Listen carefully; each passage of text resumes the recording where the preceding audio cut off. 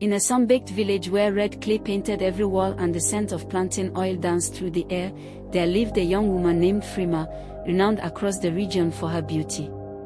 Her skin gleamed like polished mahogany, her eyes sparkled like firelight on water, and her hair flowed like midnight silk. Men came from neighboring villages just to steal a glance at her, but Frema barely noticed. Her pride was as striking as her beauty, and it clung to her like a second skin. She walked the market like royalty, her clothes finer than anyone in generations, imported silks from across the sea, golden earrings that caught the sun, perfumes made from rare flowers. When men approached her with timid hopes, she laughed, not cruelly, but with the casual dismissal of one who believed herself far above them. Among them was Yo, a young carpenter with kind eyes and strong hands. His offer of love was sincere, but to Frema, his small home, his modest life, and his calloused hands were insults to her value. She turned him away like she would a wandering dog, leaving him humiliated beneath the village tree. She believed, as many do before wisdom humbles them, that her beauty demanded the extraordinary. And so, the gods, if one believes such forces guide fate, answered.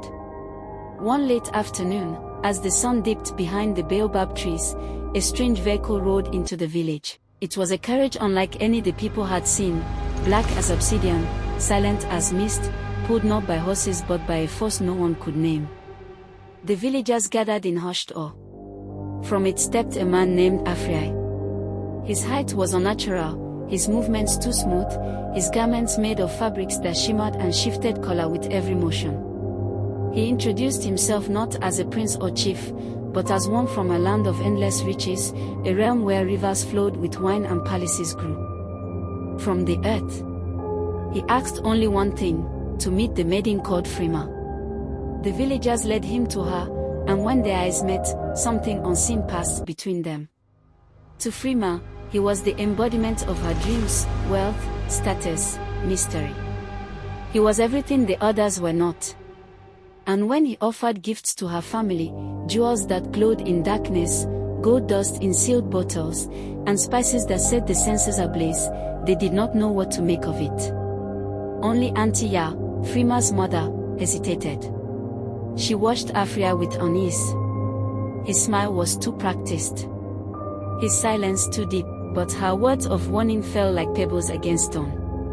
Frema had made her decision. The wedding was a marvel. Traders from distant towns arrived to witness it. Elephants wore silk drapes. Dancers from across the mountains performed rituals long forgotten. Gifts rained upon the village like monsoon. Frema stood at the altar adorned in a gown that shimmered like morning dew on spiderwebs. She was the envy of every girl and the idol of every boy. Yet amidst the celebration, whispers called like snakes, where were Afriya's people? No family, no kin, no tribe. Just him and the gifts. But Frema was too enraptured to ask questions. The life she had always desired was now hers. The next morning, she left the village in Afriya's strange carriage. The road led into the forest, a dense, twisting path that few dared to travel after dusk. As they rode deeper, the light began to fade. Not like sunset, but like a curtain drawn across the sun. The air grew thick. Birds fell silent. Even the trees bent unnaturally, as though trying to flee the road. Then, without warning, the forest vanished. The sky split open. The ground cracked like clay beneath fire. And the carriage dissolved.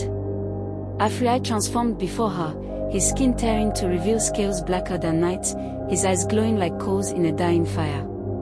Horns curled from his skull. His voice changed, no longer smooth, but rumbling and ancient. He had not come from a distant kingdom, but from a pit deeper than the earth's memory. Frema screamed, but it was too late. The underworld had claimed her. There, in a land of fire and shadow, she was bound in chains of smoke and flame. The demons who dwelled there laughed at her beauty, mocked her once proud posture, and renamed her the bride of vanity.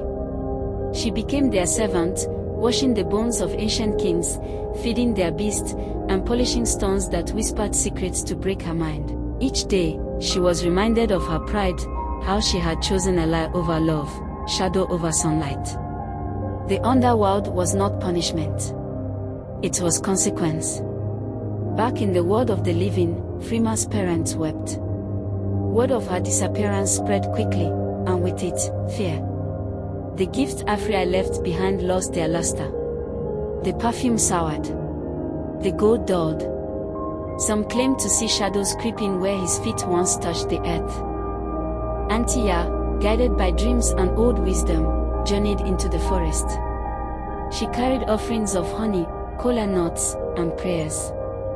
Days passed before she encountered an old man lying by a river, weak and dying. She fed him, sang to him, and stayed by his side. That man was no man at all. When he rose, he stood as the forest spirit, ancient guardian of balance.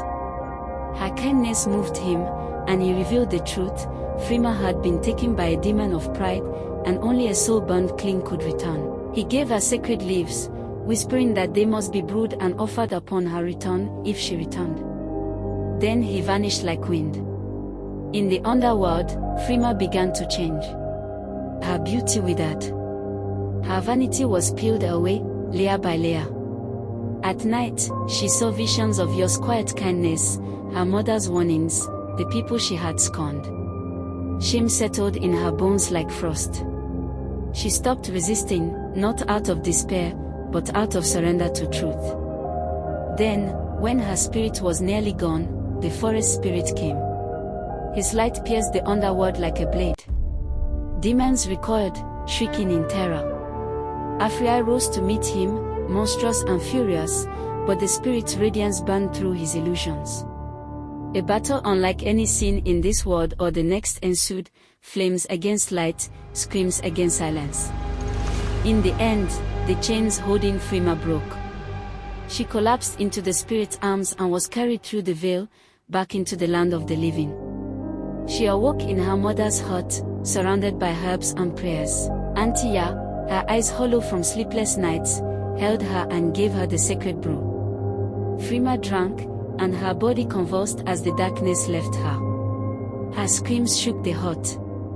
But when it was over, her face was calm. She returned to the village, humbled.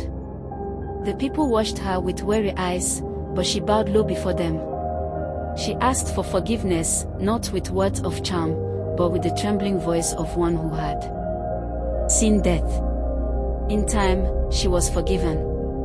Among the villagers was Owusu, the chief cocoa farmer's son. Once quiet, he now saw her not as a prize, but as a survivor. When he asked for her hand, he did so not with pride, but with hope. She accepted. Not for riches, not for glory, but for love. Their wedding was small. No elephants, no gold. Just drums, dancing feet, and a village that had learned a lesson older than fire. True worth lies not in what we wear, but in how we live. Years passed, and Frema became a teacher, not of numbers or letters, but of life. She gathered young girls beneath the baobab trees and told them the story of her fall. Not to frighten them, but to guide them. She taught them to walk with grace, to love without pride, and to seek wisdom before wealth. Some say the forest still whispers her name, and that the demons still wait for those who dare wear pride like a crown.